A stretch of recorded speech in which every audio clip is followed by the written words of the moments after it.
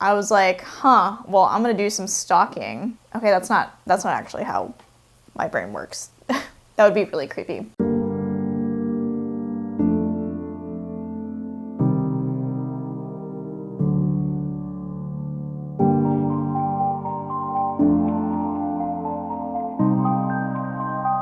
Hi YouTube, this is Lisa Lou.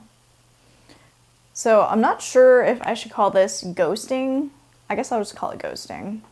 Well, okay, so basically it started off on Hinge, and this girl hit me up on there, responded to one of my prompts, and the prompt said, I know I found the one if we're cute and we make a great power couple, something like that. She responded saying that, oh, hey, I qualify. So I go through her profile and looking through her pictures, and I was like, oh, wow, hey, yeah, this girl's pretty cute. So I learned that she's moved from Boston down to Southwest Florida. What she does is she runs this online business, and she uses Instagram to help promote her business. So she's constantly on Instagram posting pictures, whatnot. Amongst our conversation, I was asking her, okay, so what do you value in a relationship? And she responds saying that she values honesty and communication. Honesty and communication. Foreshadowing. She said that she had gone out of a relationship previously where her partner couldn't or struggled with being open about their feelings and being vulnerable. So I was connecting with her saying that, yeah, like I was previously with this girl who I straight up told her that I didn't feel like I was a priority to her, and all she did was give me excuses instead of offering solutions. This girl's like, hell yeah, good thing you called her out on that. So I thought things were going well. So I hit her up asking if she wanted to meet up. She was saying that she was busy. She couldn't do it this week because she was busy moving holiday stuff. So her entire schedule was booked, and that she would be open to meeting up after New Year's Eve. New Year's Eve was like 1 week away. In my mind, I was like, okay, sure, whatever. So I would just keep in touch with her on Hinge to keep this conversation going. New Year's comes around. She messages me saying that, hey, things have finally settled down. She spent time with her family during the holidays, so that's all done. And she would be more, and she should be more available to respond to any sort of messages. So in my head, I was like, okay, great. This is like the green light. I'm gonna like ask her, she wants to meet up. She's down to go on a date. Well, next day that I open up the app, I don't even know, I guess it was start of 2021. I go on Hinge to see if she had responded, and I don't even see her profile or our conversation that we're having on Hinge. So I was like confused. I go and check Tinder and Bumble in case like maybe I had confused and that she was on another dating app. Well, I finally accepted the fact that I was like, okay, so she probably unmatched me. That or she deleted her profile. One of the two. It just didn't make any sense to me. Either way, it didn't feel good. You guys will know like what I'm talking about. Like it feels pretty crappy. It's like she ghosted me, but like she also deleted me. So it's like cementing that fact. So anyways, I go and I talk to some of my friends. It's nice to have people who will listen and to tell you that you're not crazy. I explained to them like, hey, I just don't understand. Like I thought I was having a great conversation with this girl and we were gonna meet up. Well, my friends are saying, okay, well, move on. She's not worth your time. It's not worth wasting my time on this girl who's not gonna like obviously continue talking to me. Like all that advice is honestly all correct. That's the correct way to handle the situation.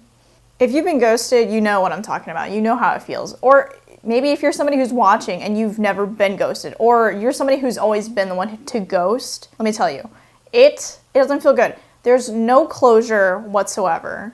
And what you just saw right there, like I was thinking like, oh my gosh, like what did I say? What did I do? Like, did I say something to offend her? I'm in this classic situation where I'm blaming myself. It's not healthy. So honestly, just being ghosted, there's just no closure and you're just feeling like you've done something wrong without even knowing if you were the one, if you had done anything wrong. It's very easy to blame yourself because that's the only thing you have control over, because the other person who had ghosted you left without saying anything. Well, I remembered that she had an Instagram account. I was like, well, I'm gonna do some stalking. Okay, that's not actually how my brain works. But I remembered that she had an Instagram account and that she was trying to promote her business. So her Instagram account had to be public. So I Google her name, click on the first result, and there she was. The picture that she used on her Instagram profile was the same picture that she used for her Hinge profile. So I knew this wasn't anybody, this was her. This wasn't somebody different. Well, one of my friends told me, hey, you should message her. You should DM her. It was like, oh, I mean, who cares? Like, you're never gonna see this person again. If she wasn't interested, she's never gonna see you again. So it would be helpful to know why she had ghosted me. This is valuable information to me to know if there's something that I'm doing that's offending somebody or is a huge turnoff. And I thought it was right. Would I advise anybody else to do this? To go and search for somebody who had ghosted you on social media and then ask them why did they ghost them? Yeah, I probably would. No, but I mean, I would say in that situation, like where I am, like, yeah, you don't really have much to lose, because knowing the answer to that question would be beneficial only to you, because then you can learn from it. But obviously you want to do it in a tasteful way. You don't want to harass them on social media. That would be massively disrespectful and make you way, way unattractive. Well, I messaged her. What did I say?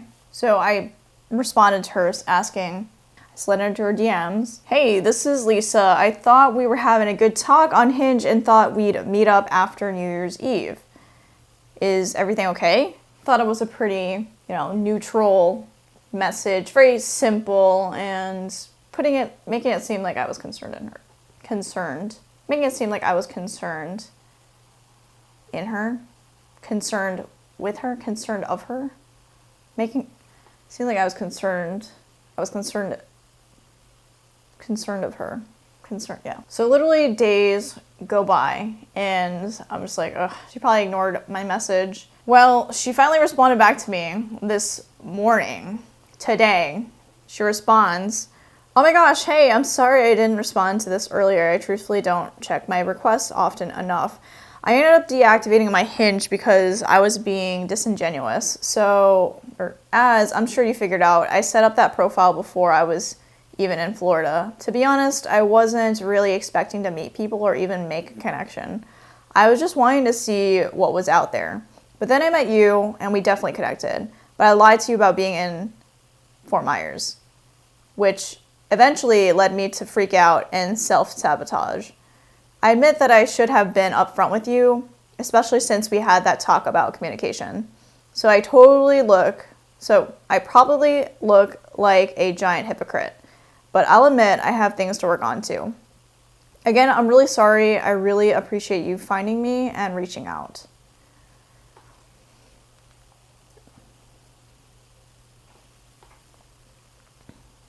I saw that at like 8 in the morning, or 8, whatever, in the morning, and I was like, what the heck? Wow, just wow. Like, what a roller coaster of emotions.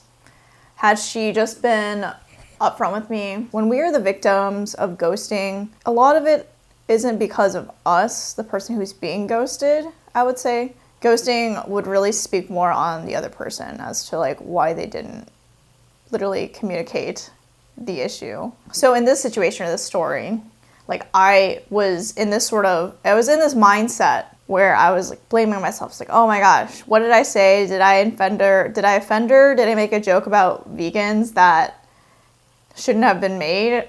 No. And that in this situation, it was her, and I shouldn't have had to worry about it. And no, I shouldn't have to worry about it, had only she had told me about the situation. But as you can see, I idiotically put myself in this situation And was I being the idiot? Was I being so like offensive? Anyways, I closed up the conversation so at least we can both have closure, so she doesn't think that I hate her guts, to be a good person. Thanks for getting back to me and being honest. It cleared up a lot of things. I value connection more than the distance. If you ever want to talk, you have my contact. So unfortunately, this isn't the only time that I've ever experienced ghosting, and I'm sure people who are watching, it's just a natural thing. Unfortunately, just a thing that happens because we use technology to communicate with people. This happens not only just in relationships, but also in friendships as well. I found this article that helps explain some of the psychology about ghosting. And if you're somebody who had suffered from ghosting or experienced ghosting themselves, I think you'll find some relief from reading this or hearing about this. It says, and if you're hurting from being ghosted, remember that the message you've received is more about the other person than it is about you. Someone who ghosts you is declaring that they aren't ready to treat you like an adult or to be honest about their feelings in anything approaching a delicate situation.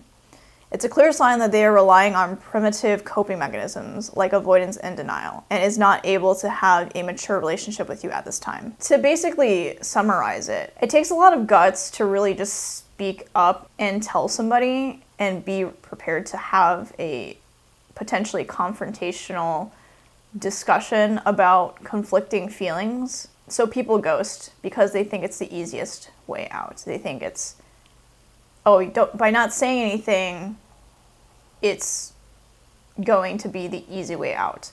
But honestly, in the end of the day, having a very brief description of why you're not interested or what is happening is so much better than just ghosting.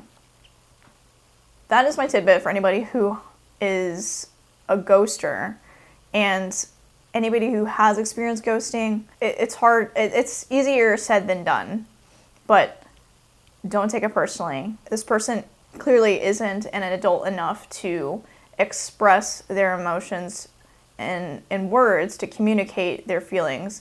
Let me know in the comments if you've ever experienced ghosting, or maybe you're a ghoster, and let me know about your experiences. If you found this video helpful or entertaining, go ahead and hit that like button for the YouTube algorithm. If you would like to see more videos like this, where I talk about LGBT dating, go ahead and hit that subscribe button so you won't miss out on my next video. Thanks for your time, and I'll see you in the next one. Peace.